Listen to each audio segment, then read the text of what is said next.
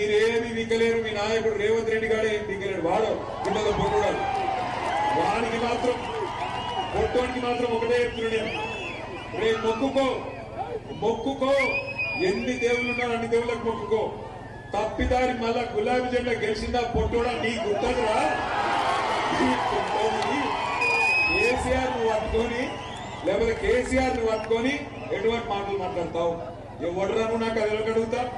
కేసీఆర్ తెలంగాణ తెచ్చిన్నాడు, ఎక్కడున్నాడు పొట్టోడు? సంచులు మోసుకుంటా చంద్రబాబు సంచులు మోసుకుంటా లేడు.